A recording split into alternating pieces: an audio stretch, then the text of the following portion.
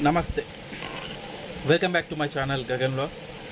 తెలంగాణ ఏర్పడడం అనేది చారిత్రాత్మకమైనటువంటి అవసరం కాబట్టి ఉద్యమంగా మొదలైనటువంటి తెలంగాణ ఉవ్వెత్తున ఎగిసి స్వరాష్ట్రం ఏర్పడే వరకు జరిగింది. సో దీంట్లో టీఆర్ఎస్ అనేది చాలా కీలకమైనటువంటి భూమిక పోషించింది, అందరినీ సమీకరించింది. ఒక్కొక్కరి నుండి ఒక ఉద్యమంగా ఒక ప్రవాహంగా ఏర్పడి దాని నుంచి మనం తెలంగాణ పొందాము. సో ఎవరి నుంచి తెలంగాణ పొందాము? ఆ రోజు బ్రిటిషర్స్ నుంచి మన దేశాన్ని ఎట్లా పొందామో కాంగ్రెస్ పాలన నుంచి మన తెలంగాణని పొందాము. కానీ మళ్ళీ ఈరోజు టీఆర్ఎస్ పాలన పోయి కాంగ్రెస్ పాలన వచ్చింది. కాంగ్రెస్ పాలనలో మళ్ళీ గత 10 సంవత్సరాల కంటే ముందున్నటువంటి పరిస్థితులే కనిపిస్తున్నాయి. పవర్లో చూస్తే నాణ్యత లేనటువంటి కరెంటు కనిపిస్తుంది, నీళ్ళు లేవు, నిధులు లేవు, నియామకాలు అసలే లేవు. గత ప్రభుత్వం ఇచ్చినటువంటి నియామకాలే మళ్ళీ కనిపిస్తున్నాయి. సో అంటే తెలంగాణ ప్రజలకు ఉన్నటువంటి ఒక మంచి గుణం ఏంటంటే అసెంబ్లీలో మెజారిటీ వస్తే లోక్సభ ఎలక్షన్లో వాళ్ళని ఓడగొడతారు. ఈసారి అంటే ఇంత త్వరగా అంటే ఒక బెంచ్ మార్క్ క్రియేట్ చేసినటువంటి కేసీఆర్ను కాదని ప్రజలు 1.8% అంటే కొంత లెస్ దెన్ 2% మాత్రమే ప్రజలు కాంగ్రెస్ను కావాలనుకున్నారు. కాబట్టి కాంగ్రెస్ అనేది అధికారంలోకి వచ్చింది. సో ఇక్కడ మనం గుర్తుంచుకోవాల్సినటువంటి విషయం ఏంటంటే అధికారం అనేది పోయింది బీఆర్ఎస్కి, అధికారం అనేది వచ్చింది కాంగ్రెస్కి. వచ్చిన అధికారాన్ని అసత్య ప్రచారాలు, అబద్ధపు మోసపూరితమైనటువంటి వాగ్దానాలు ఇచ్చి అందరినీ మోసం చేసి గద్దెనెక్కినటువంటి కాంగ్రెస్కి ఇప్పుడు ప్రజలు గుణపాఠం చెప్పే స్థితిలో ఉన్నారు. 4 నెలలకే ప్రజల్లో చాలా వ్యతిరేకత వచ్చింది. చిన్నపిల్లల నుంచి వృద్ధుల వరకు అందరూ చాలా బాధల్లో ఉన్నారు. అంటే అందాల్సినటువంటి ఫలాలు అందట్లేదు. కేవలము బూటకపు మాటలు మాత్రమే చెప్పినటువంటి కాంగ్రెస్కి బుద్ధి చెప్పాలనే ధోరణిలో ఉన్నారు. మన రాష్ట్రానికి బీజేపీ చేసింది ఏమీ లేదు. ఒక ఉద్యమ పార్టీ మనకు కావాలి కంపల్సరీగా. పశ్చిమ బెంగాల్లో మమతా బెనర్జీ ఎంత స్ట్రాంగ్ ఉందో ఇక్కడ మన బీఆర్ఎస్ కూడా అంతే స్ట్రాంగ్గా ఉండాలి. మన రాష్ట్ర హక్కుల కోసం కొట్లాడాలనేది నా భావన.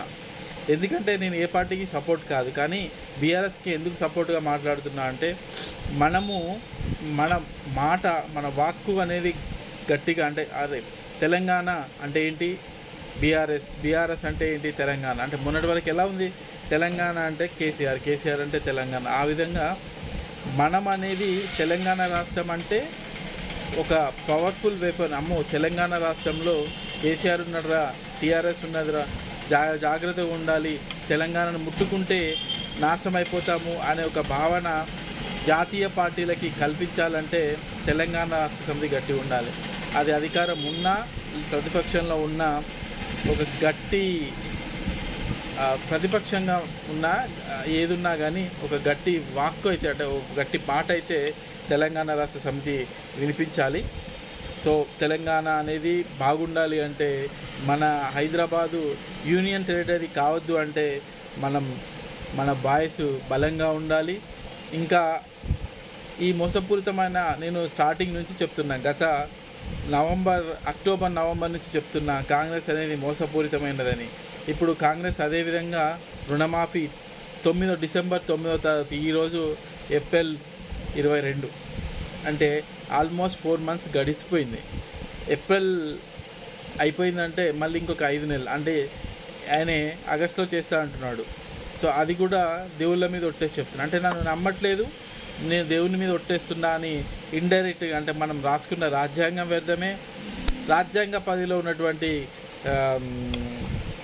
రేవంత్ రెడ్డి కూడా మోసపూరితమైనటువంటి వ్యక్తిగానే అంటే అతన్ని నమ్మట్లేదు.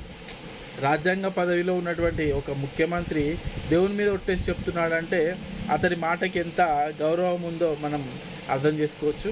కాబట్టి ప్రజలారా మోసపోకండి. లోక్సభ ఎలక్షన్స్ ఉన్నాయి.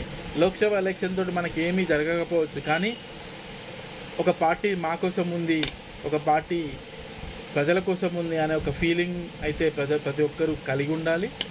కేసీఆర్ కోటేయాలి. సో మనం మీ గుండె మీద చేసుకొని చూస్తే అభివృద్ధి అనేది ఉందో లేదో మీ మనసును అడగండి. ఉద్యోగస్తులు ఒక 10 రోజులు లేట్ వచ్చేసరికి ఉద్యోగస్తులు మనస్తాపం చెంది కేసీఆర్కి అపోజిట్గా ఓటేశారు, కానీ వాళ్ళు ప్రతిఫలం అనుభవిస్తారు ఫ్యూచర్లో.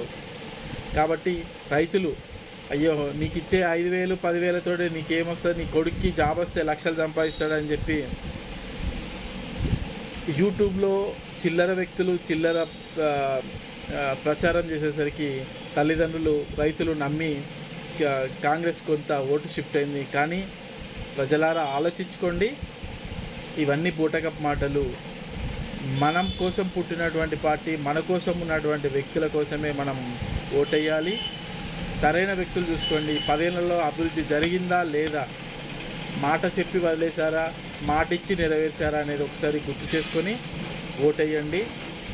జై తెలంగాణ, జై భారత్.